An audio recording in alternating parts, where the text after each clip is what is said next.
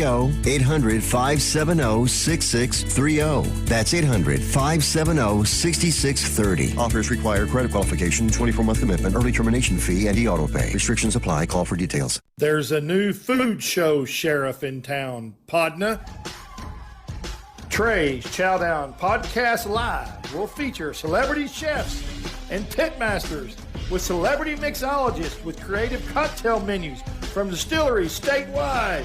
We'll have farmers, ranchers, wildlife experts, fishermen, and more, all for the culinary world and the foodies. Live from the Spoony Studios on the iHeartRadio platform, Trey's Chowdown Podcast Live. Hey, looky there. Here we are back for another Friday for Trey's Chowdown Live in the Spoony Studio. I still can't believe they gave my own show. I guess I say it every week because I'm still shocked. And it's just getting bigger and bigger. Somebody likes me. Somebody. I just want them to like you more than I like myself. Right. All right, guys. As usual, we're going to talk about hot topics today for a little bit. Raising Cane's. I know y'all like Raising Cane's. The CEO and founder, Todd Graves, was just named one of the top CEOs in America. And, of course, I can see why. He's now up to 440 stores. Wow. Can you believe that? That's a lot. That's a lot of stores. That's a lot of stores, a lot of employees. We had 100, and I can't imagine. That was a butt whip. I can't imagine what 440 would be. Yeah. Got to have a good team. Man, I'm telling you, great team.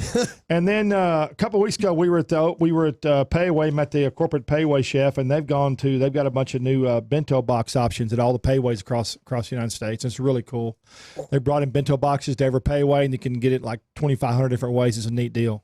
So if you like Payway, you like the bento boxes, I like them. They're a pretty cool deal. There you go. And another thing that's really cool, Texas, Governor Abbott just passed a new bill advocating equal pay for the disabilities, the Disabilities Act. The original one was in 1930, and it made them. One time it was only paying $2 an hour for disabilities. But a guy here in Blake Pyron, who's got Blake Snow Shack, it's really cool. He's autistic. He helped pass the law, and it got passed. Yeah, it's a neat deal. So they get equal pay now, which is a cool deal. That's awesome. Yeah, I can't imagine $2 an hour. I'd feel guilty. In 1938, is it? That's when it was passed in 1930. Oh my God! But it was still stood today. That's what I mean. And they just redid it. Yeah. Jeez Louise. Yeah. So Blake was on it. Wow. Yeah, and then something I'm super excited about, which I don't know if anybody's going to understand this deal, but I'm still trying to get over the shock here. But Waco River Safari is bringing boats up here to give boat tours on the Trinity River. They start this week up and down the Trinity River giving boat tours. Boy, I don't know about that one. I guess I might do it once. I don't know. I guess they're going to go. I don't know where they're going to go. I guess just kind of around downtown to back up to 7th Street. I guess. Yeah. Are they trying to be like San Antonio? Because Oklahoma City tried that too. Yeah, I don't know about Oklahoma City. Did it work? No. I think they still try, but they ain't doing much. They got a lot of vandalism going on their river, so I don't know. All right, and one of the best things I got going this month, and probably for the next 6 months, John Tezor is going to open up his new outer reef in Laguna Beach, which you're excited about it too. Very much so. Very much so. I had a beach house in Laguna Beach for about 8 years, and I'm excited. First of all, I love the area, and second of all, I love John. So what the hell? two great loves. That's right. Two great loves. That's right. So you ought to check it out. It's Outer Reef. Look up the page. Just keep track of it. It's going to open up, I think you said, in October.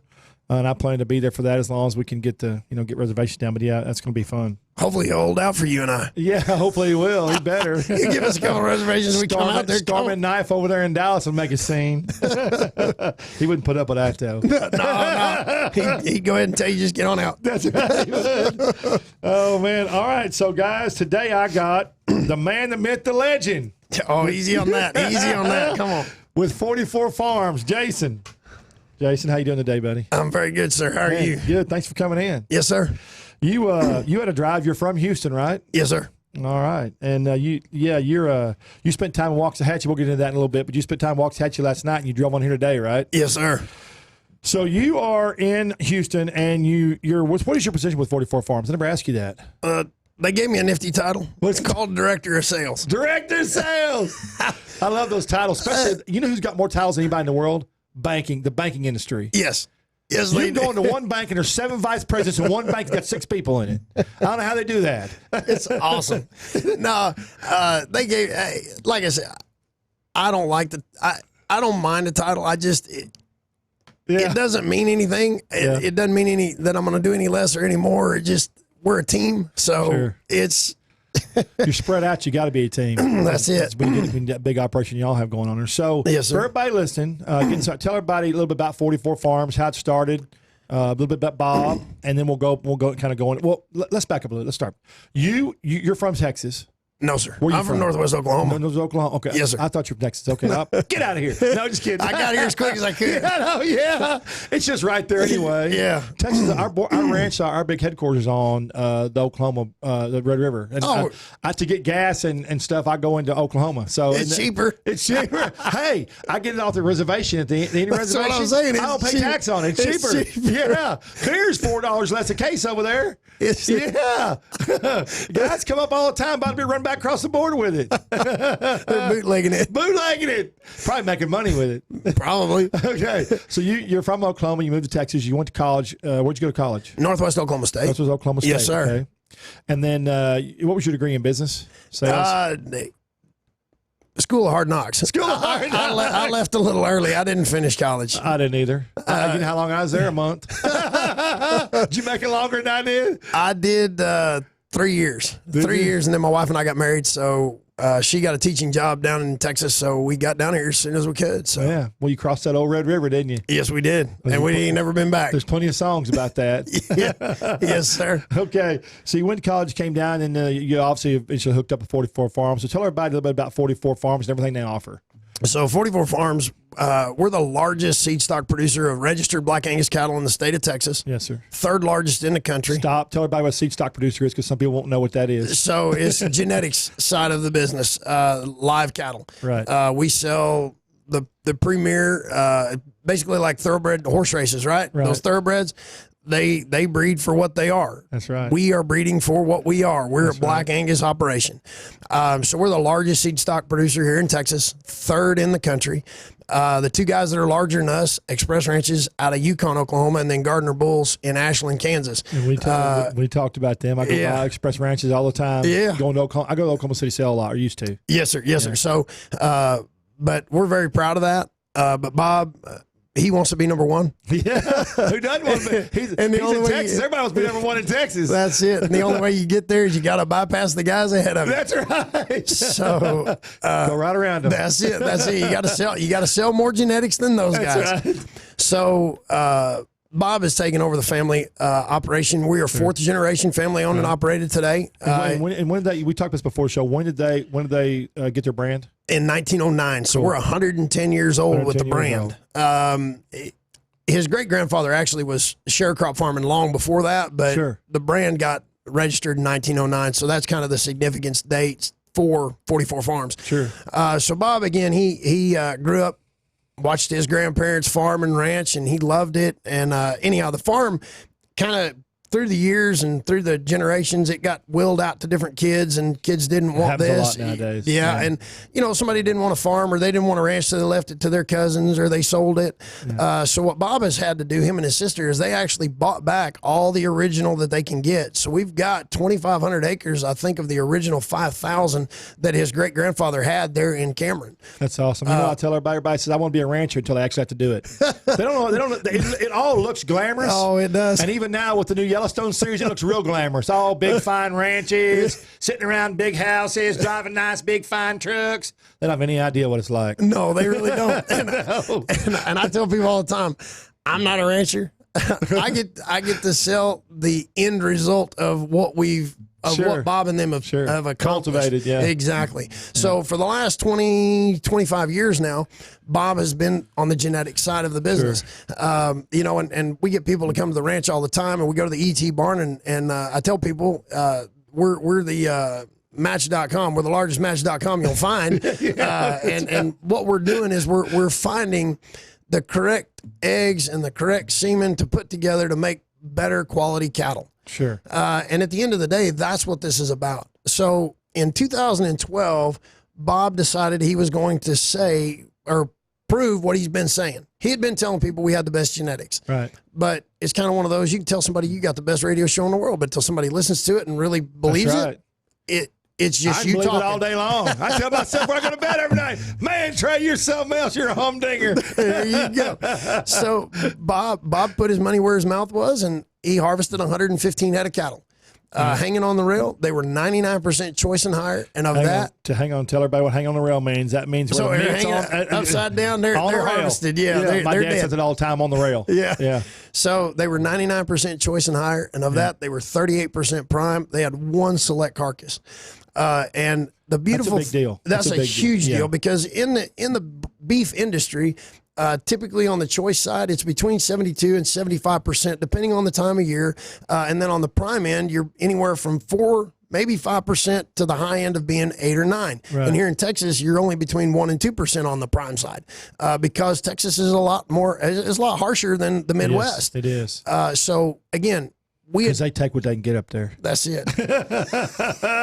Well, you and I both agree that the meat selection, the beef or protein selection nowadays is insane. When I was a boy, it was like this big in the grocery store, you know, 5 feet, and now it takes up whole coolers. Oh, very much so. You got 18 feet coffin coolers that just beef. Briskets, ribs, short ribs, plate ribs, beef back ribs. I mean, it's amazing. And that's just for the barbecue. and I think the reason that y'all are growing, doing so well, number one was what you do. How well is what you do. How good at what y'all do. Yes, sir. And then the people are now starting to understand more about beef and genetics and the quality, and they're asking and they're expecting different quality. They are. So again, one of the things that Bob does different with our cattle is we own them from start to finish, but we're also a truly never ever all natural branded beef program. Okay. So no antibiotics, no hormones, no growth pathogens, no feed additives, nothing. So it's never, ever. And we're certified for that by the USDA. There's a third-party auditing company that actually audits everything that we say and all the documents that we have to turn in. And they give that to the USDA. So we get a nice little bug on the side of our box that says USDA certified. And that's, again, you gotta cross a lot of T's and dot a lot of I's to make that happen. You do. Do y'all have any partners where they raise your cattle off different ranches? Oh, we do. Yes, sir. Okay. Yes, sir. Because again, we've got 2,500 acres right there at the mainstay. All total in the Cameron area, I think we've got around 9,000 acres between the leased property and the properties that we own. But you can't do a huge beef program without having some guys to help. Yeah. So what we do, our farming partners, our ranching partners, is these guys come in and they work with us, and we tell them we're going to pay them a premium on the calves, but they've got to be out of our genetics. Right. It's not just a willy-nilly cattle that, from Joe Blow down the street. We know these guys. Right. They're proven buyers. They're at our bull sales because we do 5 sales a year. Yeah, we talked about that. Yeah, we do 3 at the ranch. We do 2 big bull sales and a featured female sale, which we just had. We sold in February. We sold 535 bulls, and then in May we sold another 200-300 females. Yeah. And in Abilene, we sold another couple hundred right in between that. Now we're kind of in a lull, but we've got our next 2 big sales will be coming up October, the last weekend in October, and then we'll do a Christmas sale back out in Abilene. Yeah, we get y'all's brochures or whatever at the ranch. They're beautiful. What do you? I didn't even know y'all said. All I get stuff from Cameron. What do you sell in Abilene? Do you sell at the sale or what do you sell? Yeah, it's at the sale barn out there. Okay. It's our cattle. We just lease out the sale barn out there, and that's what we do there. Cool. So, but yeah, the ranch, we've got our own auction arena. I mean, it's beautiful. If you have never seen it, it's gorgeous. So I grew up watching farming and ranching with my grandparents and everything, and I'd been to a lot of the auction barns throughout the years. Right, big difference. What you're seeing, there's a big difference. So when I came to work in September of 2012 for 44 Farms, their first sale was in October, and they said, just come out, you'll enjoy this. I came out, and man, there's some excitement. There's 400 or 500 people there ready to buy bulls. Feed them till you feed them. Oh, it's a big deal. Oh yeah, myself, Jose, Josh Acute, Josh Broussard, BJ, kind of our sales and marketing side of our business, all us guys, we get in and we cook the lunch for everybody. So we cook for about 800 people, serve them in about an hour. They put you to work. Oh man, oh man! But the Cowboys are busy talking to the husbands about what bulls they're going to buy. So it's a big to do. Bull business is big, but people don't understand how it used to be. The bull business did not used to be big, but it wasn't thought of. Now with the genetics the way they are, it's changing. Here's my dad. We started switching genetics 15 years ago, 20 years ago, a little after 2000. We started getting into the genetic deal because here's the biggest deal. When I sleep at night, I don't want to have somebody call me or have somebody go, I got to go pull a calf, or that's a huge thing. That's exactly. So our cattle are very conducive for their low birth weight calves, right? But they're high weaning weight, high yearling weight. There you go. We get them there quick, but they're calving ease bulls. That's what we sell. Yeah, so what? And I love telling people this. What people don't understand is they're genetically engineered, and I know it sounds like they're in a laboratory, but it's true. Yeah, they're through the process of genetically engineered to where they come out small, the calves come out little, yes, where they can birth easier. It's easier birthing, but they grow faster. Yes, and it's really amazing to watch. I swear, if I don't go to a pasture or a herd for like a month after I've had some calves, I try to go every other week. Yeah, but if I don't go for a month or 6 weeks, I'm like, where'd that calf come from? They grow that. They seem to grow. They don't grow that fast, but it feels like they're growing that fast. No, they do. And so we've got guys at the ranch that during calving season, they're running around all day and all night finding these babies, because we, again, being a genetics company and doing what we do, we actually catch those calves, we weigh them. Right away. We tag them. We know who their mom is. We know who their dad was. We know we can take on an iPhone at the ranch 4 generations of that one's particular history. That's pretty cool. Hey, where is this? What's that say? Know your rancher. Yes, sir. Yes, sir. Know your cattle. That's it. That's it. We're going to get into that too. So they tag them that age and they put them in they weigh them and they give all their DNA information that they can, because we have to turn that into the American Angus Association. And people don't know it, but with the American Angus Association, they've got more records than all the other genetics companies combined. Yeah, that's a really cool fact. I mean, it's amazing how far the beef industry has come the last 20 years, man. Yes. It is absolutely amazing to me. And people, I don't think that people listening that aren't involved in it every day, day-to-day life, day-to-day terms. They want to go in, they just want a good steak. They don't understand what's all involved now, what a big business it's become. Yes. Everything from raising to shipping, transporting, housing, packing. It's crazy. Yeah. Oh, it's and things that happen, weather. Yeah. Again, in the Midwest, the IBP plant in Garden City, Kansas, underwater, was shut down. It was shut down for 3 days because of the flooding. Yeah. And that was, again, when they're harvesting 3,000 to 5,000 head a day, there's 15,000 head of cattle possibly that didn't make it into the pipeline, or they had to transfer them somewhere else to hopefully, or they made up for it on Saturday. So let's take for everybody listening real quick. Y'all raise how many cattle do y'all sell a month for just the beef for restaurants and for the beef? What do y'all call that division? So we're the branded the steaks program. Okay, steaks program. Okay, so how many do you sell for the steaks program? Do you do it by week, by month? How do you do that? So we do it by week. Okay. We harvest around 200 head of cattle a week. Okay. So again, in terms that everybody understands, there's 2 ribeyes, 2 strips, 2 tenders, 2 briskets, 1 hanging tender. There's small parts to this, right? Right. But when it's hanging upside down at 750, 800 pounds, 200 to 250 pounds of that is ground beef. Right. So ground beef is the #1 seller, and then everything else kind of follows suit. But again, there's only X number of pieces. Right. So you gotta give and take. Strategic. You gotta be strategic. Very strategic in how you break the cow apart to sell it. Right. So we do 200 head a week. So roughly, depending on the month and how many weeks there are in a month, we'll do anywhere from 800 to 1,000 head of cattle a month. Is there a busier month for y'all? Are there some months that are busier, or do y'all position yourself to where it's pretty much the same every month? We've got it positioned now. It's the same number every week, and we are growing. but it's a very methodical growth because again, you got guys in the barbecue industry, and I know you were going to talk about it a little bit from when me being with last night. You got guys on the barbecue end. Again, there's only 2 briskets. Right. I don't think people understand that. No, it's. I tell them that they look at me like I'm crazy. They don't understand there's only 2. Yes. If you're lucky, it might be 1.5. Yeah. Depending on the size of it. I'm just being facetious, but you know what I mean. But yeah, so there's 2 of them, and you've got guys like an Aaron Franklin or like a Truth Barbecue or Brisket Bodacious City, baby. Barbecue or even Marty B's up here. That these guys, they move a ton of briskets. Yeah, they do. They hammer it. Aaron, if we were to give him everything, we couldn't fulfill what he needs in a week. That's how much brisket he uses. How much brisket does he use down there, Franklin? Over 600 pieces a week. That's 300 head of cattle. Just for layman's terms, that's 300 head of cattle. So that boy's slinging some beef, isn't he? He sure is, and that's not the only thing he does on the menu. I know. And he's only open for lunch. I love that guy, man. Matter of fact, I'm fixing to drop a new. Been working on it all year long. I'm going to drop it for ABC. We're going to do it next Friday. We're doing the best barbecue restaurants in North Texas.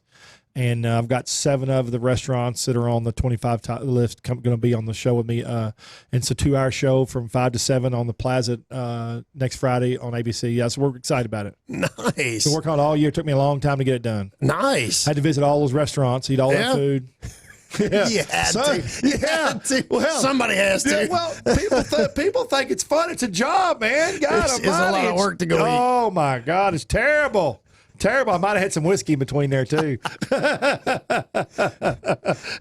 All right. So I made you I got us back off subject again. But, no worries. So okay. So, so we're talking about 200 cows a week. Yes, sir. And you were telling people the different parts of it. So y'all sell. So you sell a lot of hamburger meat. Obviously, a lot of ground beef. Yeah. So there's a lot of ground beef, but then we also, because we're a sustainable farm and ranch, we sell the oxtails, we sell the tongues, we sell the beef cheeks, we sell the shanks. I mean, we sell the whole animal. Okay, here we go again. One more time. Sustainable ranch. People need to understand what that means. That you sell everything. You use everything. Yes. Nothing goes to waste. No, nothing goes to waste. People would not believe how much people eat oxtails. Keith Hicks that owns that. Well, he doesn't own it not anymore. He's not there anymore. But he was the #1 soul food chef here in this area. Yeah. The oxtails he would sell crazy. He said he sold so many he had to get a different distributor. That's how they're popular. They are. There's a customer in Houston called Soul Food, and they move 400 cases of oxtails a week. Oh, 400 cases a week? They're cut just about so big, and it's their soup, oxtail soup. I'm gonna tell you something, and this after doing this now after being a food guy all my life, restaurateur, but now food guy, and blogger for 10 years. I have found out that if you don't tell somebody what they're eating, if you give them something to eat, they'll eat it, and you don't tell them what it is, they have no preconceived notions. Yes, they eat it. 9 times out of 10, they're going to be like, "Man, that was good. What was that?" You tell them, they go, "What? Yeah, what did I just eat?" That's what they do every time. Exactly what they do. It's a preconceived notion. Oxtails are good. Beef tongue is delicious. Oh, yeah, they're phenomenal. They're phenomenal. Oh my gosh! So, all right. So you're sustainable ranch. So So everything we do from start to finish is just making sure that we're doing right by that animal. Yes, sir. Because he's going to sustain us. Right. So we try to make sure that we're doing it the right way from start to finish, and we believe that we are. I think you are. I'm pretty sure you are. We believe that you are highly successful. You're the third wanting to be #1. I can't believe you come up and tell me you're the third. Who says you're the third? No, just kidding. Bob. Right. Hey, we're going to tell you that. We're going to tell you the facts. That's big though. People, that's in this business. That's in Texas. That's huge. That's huge. And again, we're very proud to be #1 in Texas. Well, and I see the brand all the time. I see the flyers. I see it advertised everywhere. I see John stuff. I see restaurant stuff, So the 44 Farms brand, y'all have done a great job. But it seems like the last 5 years you've done a really good job. It seems like the last 5 years has been real prevalent in society, in the society. It has, and where people's misconceptions are, though, is they think they see us everywhere. Like, they think they see us everywhere. The problem is we went to the right guys, like a John Tezar in Dallas, or like a Marty B's, or like, these guys here in Dallas, but even like Georgia James in Houston with a Chris Shepard, he's a James Beard Award winning chef. Yep. We've got guys like those that utilize us. That pump that product. That's and right. They talk about it. That's right. Well, when they get in front of a news radio guy or they get in front of a media guy that's doing writing, they talk about us. That's so right. we're in publications because of the right restaurants. We're not in all the restaurants that people think we are. I mean, we are, but it's based on the perception of. We're going to go to break. Okay. These guys want to pay some bills. Okay. They're capitalists. Oh, hey, they got to. Yeah. Make some money. We're going to be back in about 3 minutes. Y'all hang on. Get you something to drink. I'm going to harass Jason.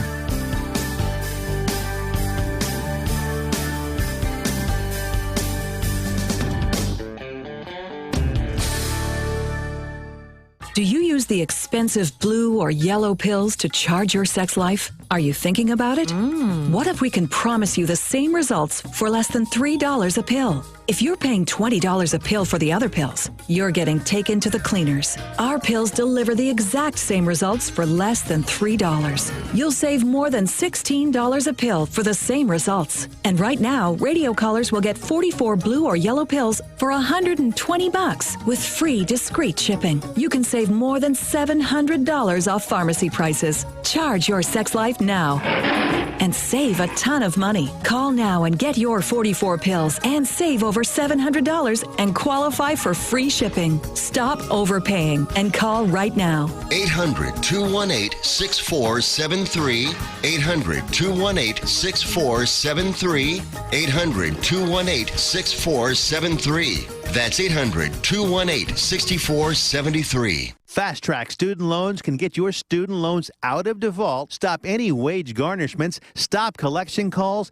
and stop seizure of your tax refund. Give yourself a break. Stop the stress and get your student loan payments down to as little as $25 a month based on what you can afford to pay. 800-709-4395. 800-709-4395. 800-709-4395. 800-709-4395.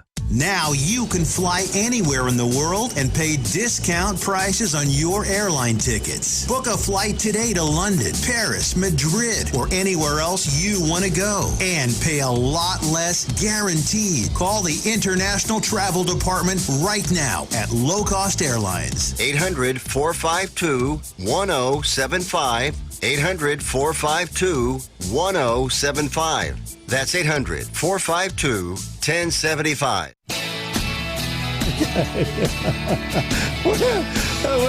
We're laughing. All right, guys, we're back for another 30 minutes of the Trey Chapman Live here with Jason from 44 Farms. Yes, sir. Hey, listen, if y'all see at your desk or you listen on the phone, whatever, go to, it's 44farms.com. Yeah, 44farms.com go or to 44steaks.com. Yeah, and so while we're talking, you can kind of scroll around the website, 44farms.com. What'd you say, steaks? What'd you say? 44steaks.com. That's the online ordering. Oh, 44 steak. They can order steaks online? Yes, sir. I didn't know this. I thought you had to go to a restaurant. See, I'm learning stuff now. I just go out and shave one off on my cows. No, I'm There just you kidding. I think people think I actually do that. Right, yeah. Yeah. They probably think we do. Well, But yeah, shave it off, cut, knock the hair off of it, grill on the grill, let it go away with it. All right, so we left off talking about 44 Farms. And y'all go look at 44farms.com. It's a neat website, but while we talk. But so last night, we're going to switch gears here. Last night, you got to go to Waxahachie. Yes, sir. To the world famous Meat Church. Yes, sir. With Shout Mr. out, Matt Pittman. Yeah, shout out to old Matt Pittman, old movie star Pittman. He could need a bodyguard for long. He's getting so popular. I'm telling you. New York, Miami, Texas. He'll need him go everywhere. He was. All right, so you went to Meat Church last night. So Meat Church down there is it's really neat. It's in Waxahachie. It's a barbecue store, basically. Yeah. I have not gone down here. It was pretty cool. Oh, it's awesome. It was awesome. So. He had a class. He had a brisket class last night. So yeah, he does all kinds of classes too. Oh yeah. Yeah. It just he had 25 people in there last night hanging out, and he was teaching them about brisket for the backyard. Coming from all over the United States for these classes, you know that? Yeah, everywhere. He told me last weekend, he did a deal with another buddy of his. They had 16 states. Yeah. 16 states in three countries. 3 countries that were at his event last weekend. That boy's powerful now. I'm telling you. And he's in Texas. And he's not Oklahoma. He's in Waxahachie. Yeah, he's not even in the Metroplex. Yeah. The man's got it going on. You know, I harass everybody about Oklahoma. That's our partner, our buddy, man. I'm in Oklahoma all the time. I just like harassing people about it. Hey, you got to. Oh man, you got to. Okay, so yeah, you were at meat church down there, and he sent me pictures of beef. Did you eat some of those beef ribs he did, or he just those were ours? Those were they're 44. Oh, that's right. Yeah. So you took meat down there to him. What'd you take him? I just took him our plate ribs. Okay, your plate ribs. Yeah. So again, online, we're selling those online, but I had some that I sent to him for the deal last night. He wanted brisket, but I don't have any briskets because we're sold out to all the barbecue guys. But I had a few plate ribs and I sent those to him, so he cooked those up last night, and they were phenomenal. Were they? I bet they were good. He sent me pictures. I was already passed out and asleep, but he sent pictures. I saw them this morning when I got up. They look good. Yeah. They look real good. He's got that new rig too, that new meat church rig. Oh, that's a beautiful trailer. That's a beautiful trailer. He just rolling it down there. Barbecue business. So if while we're talking about if anybody wants to buy any kind of barbecue stuff, rubs, anything, he's got everything in the store. Oh, grills, he's got everything. Meatchurch.com. Meatchurch.com, and he'll mail it to you. It's a phenomenal little place. He might even sign it and send it to you. Send off a little love with it. little Matt Pittman love. You have to ask for that in the email. Can you sign this? Yeah, can you sign? All right, so you took him that. So we're going to get back. Let's get back on the brisket deal. Let's get back on the meat deal. So 200 carcasses a week, yes, harvested, and then where do they go from there? What's the process actually? How does it work? So the process from there is we in the sales department, we go see customers, we go visit with the customers, and we find out who they want to buy it from, and then we distribute to their distributor. So like a lot of the guys here in town, they use Benny Keith, Buckhead beef. Right. Some, they'll use Cisco or whatnot, but the two main ones here, or the three main ones here in town are Buckhead, right, Benny Keith, and Halperns. Okay. So we do a big business with all those guys, and it's based on the customer's wants, and that's really what we're about. We're more about the customer, right, and figuring out what they want, and then where do they want it to come from. That's their decision. You have to be about the customer nowadays in any business. Yeah. No matter what you're in. It used to be the other way. Now it's definitely all about the customer. Well, I mean, and that's our business. We're customer service. I tell people I'm a sales, but I'm really not. I'm the customer service guy. Right. What do you want? How do you want me to get it to you? I'll take care of you, whatever you need. I just need you to tell me how you want it. We talked customer service, and my ADD was clicked in, but we talk about Abilene, about the difference in Oklahoma and different states about grass.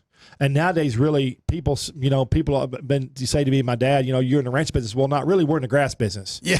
We're in the grass farm business. Yeah. We just happen to have cattle eat our grass. Yes. Because without grass, without foliage, you ain't got anything. You ain't got nothing. You ain't got nothing. So we laughed about the difference in the foliage between what you have in Cameron versus what somebody might have in Oklahoma or New Mexico or West Texas. It's crazy. Yeah. So we've got coastal Bermuda. Right. His great-grandfather, Bob's great-grandfather, brought coastal Bermuda up to Cameron, and that's what our cattle eat. It's thick. It's thick, and with all the rain we had this last year, boy, we still green. You can play golf out there probably. With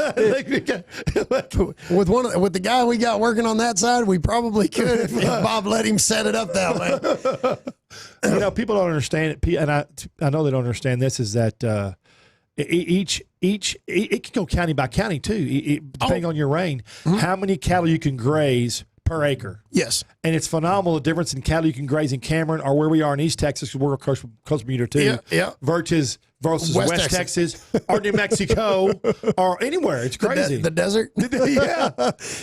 One cow for every 100 acres. Yeah. People they got to hunt for it. They got to hunt for it. They got to forage. They got to go get it. They got it. All right. So sorry. I had to. My mind kicked in there when we talked. No worries. Yeah. All right. So you're in the customer service business for your wants and needs. So if a restaurant. So what are some of the? I know we'll talk. Knife Steakhouse, or in Dallas, two of those. What's some other restaurants in Dallas-Fort Worth that y'all deal with? Oh, see, now you're gonna put me on the spot, aren't you? Well, I forgot you're in Houston, but Marty B's. Yeah, Marty B's, Buffalo West. I didn't know you did Buffalo West. Yes, sir. That's a good place. Yeah, good food out there. I like Buffalo West. They do. Man. There's a bunch of them. Yeah, I should have done better homework on my side. I got you. Bam. Yeah. All right. So what's the process if a restaurant calls you? Do y'all go visit them and see what their wants and needs are? Okay. So how does that work? So again, like right now, we've got a few extra tenderloins prime tenderloins, and prime ribeyes, and some plate short ribs, and that's it. That's it. No brisket. So if a customer, so let's just say you call me up and say, hey, I need you to come see me about barbecue. I got plate ribs. I'm not going to waste your time and try to tell you and sell you something that I don't have. Yeah.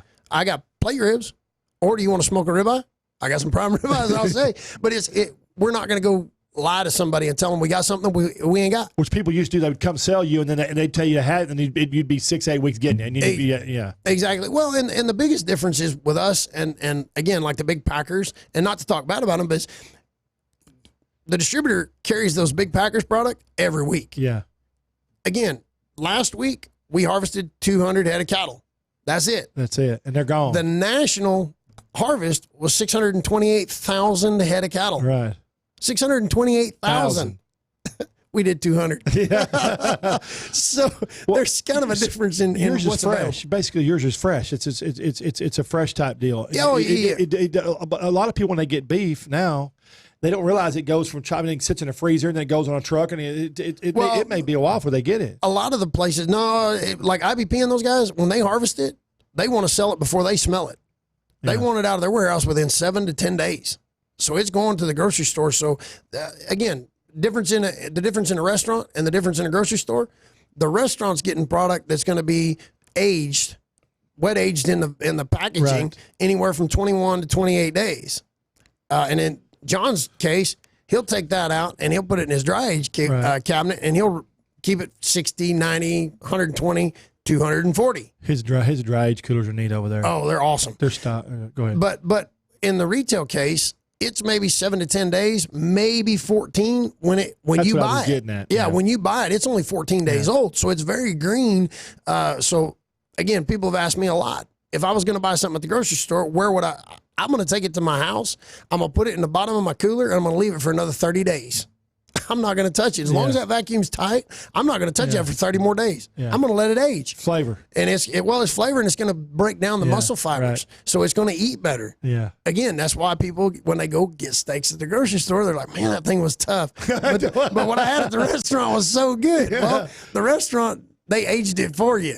So tell everybody real quick who are listening about wet age and dry age. Let's talk about that a little bit. The different processes, because John's making it real prevalent now in Dallas-Fort Worth. Oh, very much so. And my granddad had his own dry age cooler, and it's really a neat deal. Just explain to everybody. So the wet aging is just what it is. It's in the packaging. It comes in from the manufacturer. It's in that package, and as long as that cryovac's tight, it's good. Optimum time is 30 days. 45. You take it along. You take it a little longer. I took a ribeye to 90 days. Do you? And it's just delicious, phenomenal. Yeah, delicious, delicious. Yeah. Open it up. It's just sexy when you open it up. That side of beef. It is. It smells phenomenal. And it smells like it's going to eat. It's fantastic. What's the average? 30 days? 30 days. 24, 30? 30 days is probably your average of what again, if you're going to get at the grocery store, 30 days. Yeah. After that, it's going to get better, obviously, but 30 days is. I do like when people say, man, that thing was tough. I thought I was eating a shoe. I thought I was eating a piece of shoe leather. Yeah, and I told them, well, why you buy it at the grocery store? Go to the restaurant. They know what they're doing. Yeah. So wet age versus dry. So wet age, the wet age in is in the packaging. Dry age, they actually take it out of that vacuum sealed bag and they put it on a rack. And in controlled temperature environment. So the controlled temperature, controlled humidity, everything. It's kind of sealed up nice and pretty. Right. But it's in this box for, again, in John's case, he'll take 60, 90, 120. Yeah. And then he takes the full ribeyes to 240. Yeah.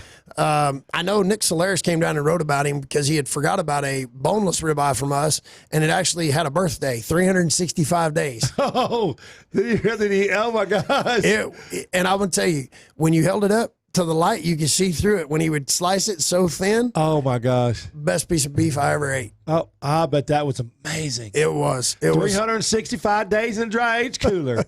It was. Could you imagine what that would be on cost on a menu? No. I don't even want to think 10 grand? I don't know, $5,000? I don't even think I want to think people about it. that might pay for it, though. Oh, I'd imagine. I know there's a place in New York that the lady sells full-on 103 tomahawk ribeyes, dry aged. In her place, she sells them for $1,000 a steak. Yeah. People they pay us stuff, and they man. pay it. Yeah, they pay. Yeah, people are funny about their beef, man. Beef's delicious. It is. It is. When it's done right and it's cared for, it's phenomenal. So let's tell everybody now. We've got the dry aged. I want to tell everybody a little bit about shipping all the beef we're using in the United States. How much beef we're using versus what's being shipped in, what's being shipped out. Because people are in a preconceived notion, and I hear it all the time. Why don't we just do it ourselves? And we can't. We don't have enough of it. We don't have enough. Even with all those cattle that we harvested last week, even if we were to shut down the borders and not sell anything outside this country, we'd have to import beef. Right. We consume more beef than any other country around the world. What is on the average person? This year they were 58 to 59 pounds. Yeah, well, you and I weren't the average. They didn't call us. No, they didn't ask me. They didn't ask me on that. I'll eat 59 pounds in a month. Yeah, I'm gonna help out on the average for others. Yeah, I'm about 400 pounds on the meat. And I'm about 60 to 100 gallons a month on whiskey. No, it's not that much. So I get made fun of a lot because I eat meat and potatoes. Right. I don't eat a lot of vegetables. Yeah. But I tell people, my food ate that food for me. Yeah, that's right. So I don't have to. It's vegetarian. It's vegetarian. That's right. That's right. That cow ate enough vegetables for me. I'm good. What were you know what the numbers were? You told me the numbers a while ago, and I used to get my report, but I don't look at it every week. What did they slaughter last? What did they harvest last week? Around 628,000. So on the average, what do we do a month in the United States? Do you know? On the average, that had to be. That had to be close. Multiply to that times four. You're almost 4 million. Or how much are we importing? Do you know? That one I don't know that one. I watch the reports, but only every 6 to 8 weeks. I'm just amazed at how much beef we're consuming, and it just keeps growing up and up and up and up. Oh, yeah. And they keep saying, oh, well, the price of beef's going through the roof, and people aren't going to buy it. Yeah, they're still buying. They're still buying it. Categories still getting bigger and bigger in the coolers every year. Every year it's getting bigger. So what is the most popular cut of beef that people eat? The ribeye? Probably, here in Texas, ribeye. Yeah. But we actually had a run on our New York strips. We were actually say that was a second. We were actually selling more New York strips for a month and a half, 2 months than we were our ribeyes.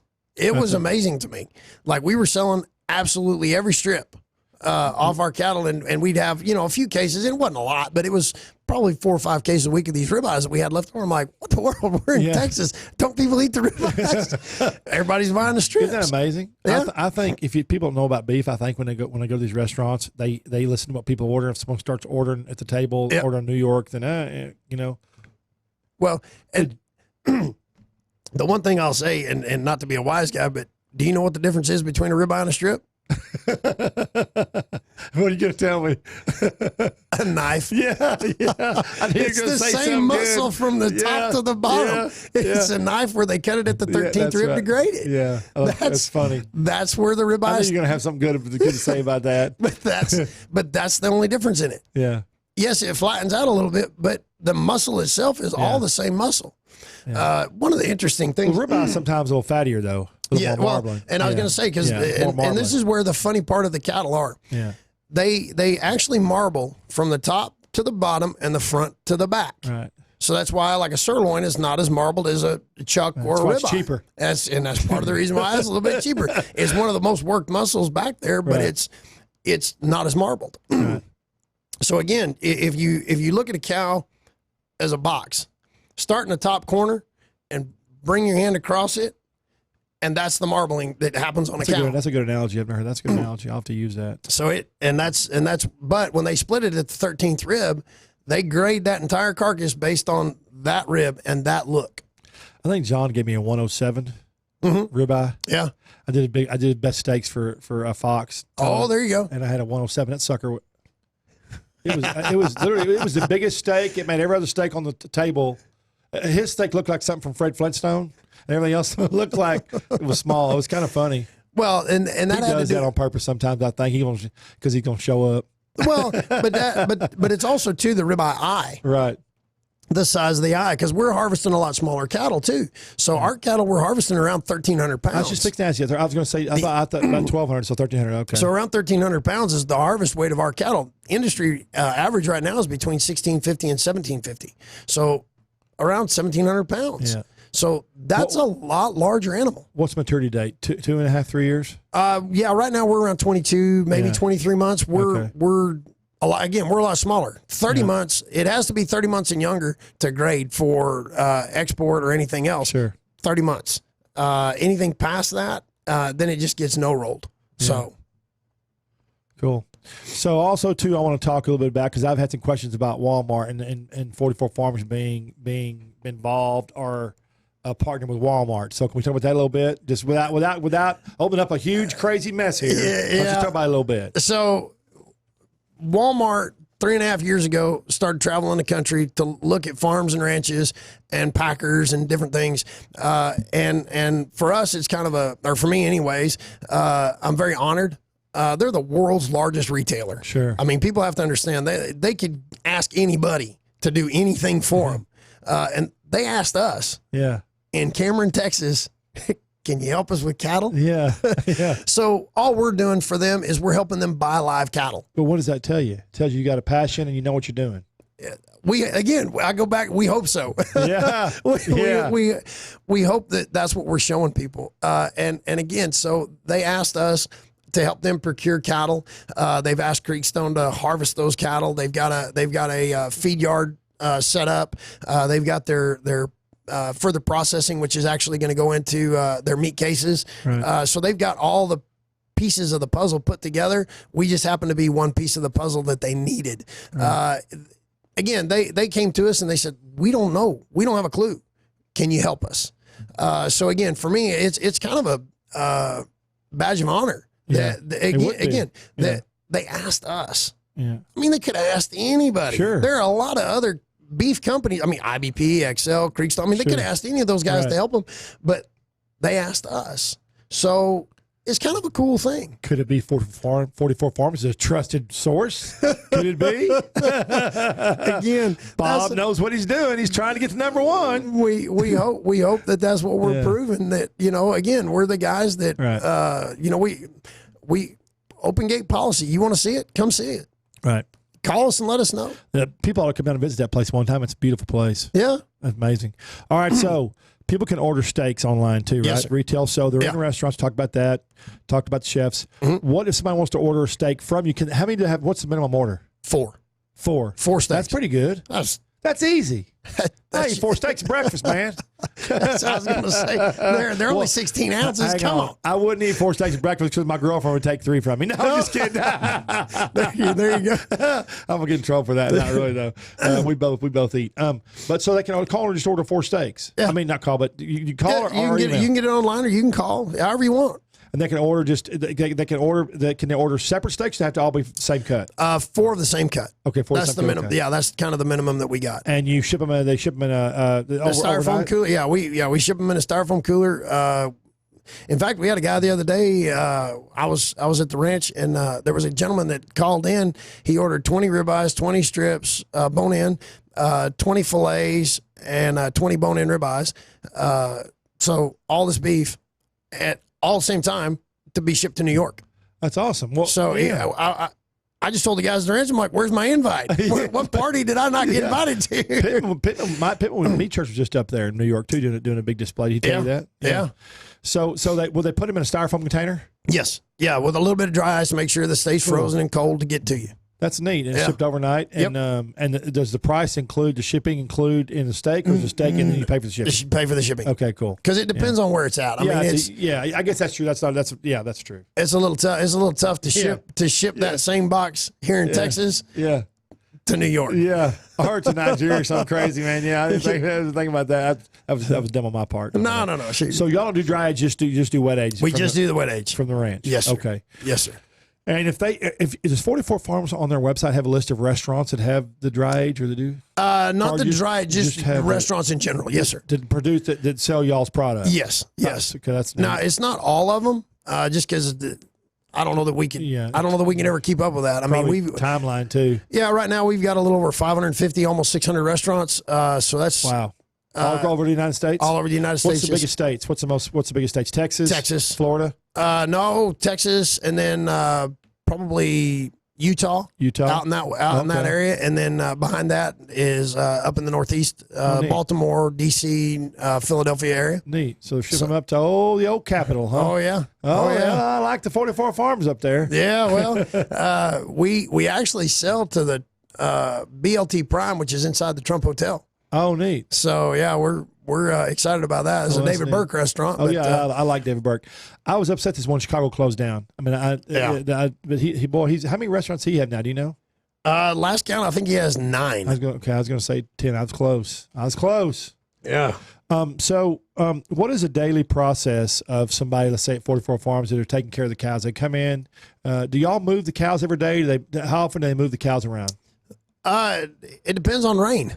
That's true, I guess. Because we're in the little river bottom basin. Okay. So if it rains a lot here in Fort Worth, and it's coming down the river to us, we'll move them. We'll move them out of the bottom, get them up on higher ground. But typically, we're not messing with them like that. They're kind of in a pasture, kind of like you got these pictures out here in the back. Yeah. But it's kind of out there, and they roam. Free range. Yeah.